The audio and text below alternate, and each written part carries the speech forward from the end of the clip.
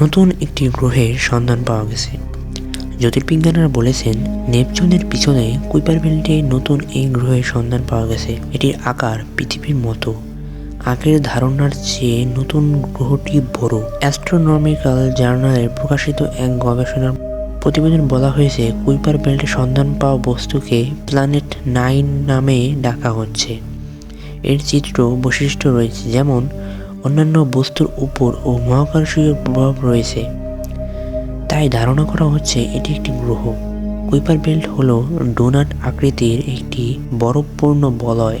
শত কোটি বছর আগে গ্রহ সৃষ্টির পর কুইপার বেল্ট এমন অবস্থায় আছে, তবে দূরত্বের কারণে বিজ্ঞানীরা সেখানে পৌঁছাতে পারেনি। ডাচ আমেরিকান জ্যোতির্বিজ্ঞানী জেরার্ড কুইপারের নামে এটির নামকরণ করা হয়েছে।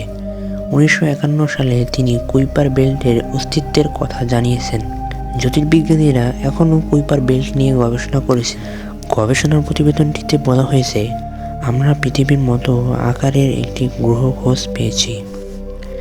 এটা আসার কথা যে পৃথিবী থেকে এত দূর কুইপার বেল্টে একটি গ্রহ টিকে রয়েছে। সৌরজগতে এমন অনেকগুলো বস্তুর অস্তিত্ব রয়েছে। এর আগে বিজ্ঞানীরা ইঙ্গিত দিয়েছিলেন, সৌরজগতের শেষ ভাগে পৃথিবীর মতো আরও গ্রহের অস্তিত্ব থাকতে পারে।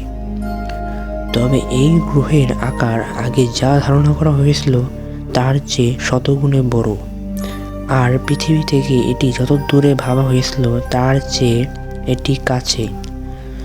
2020 সালে এক গবেষণায় বিজ্ঞানীরা সম্ভাব্য নতুন গ্রহটিকে নবম গ্রহ হিসেবে অনুমান করেছিলেন।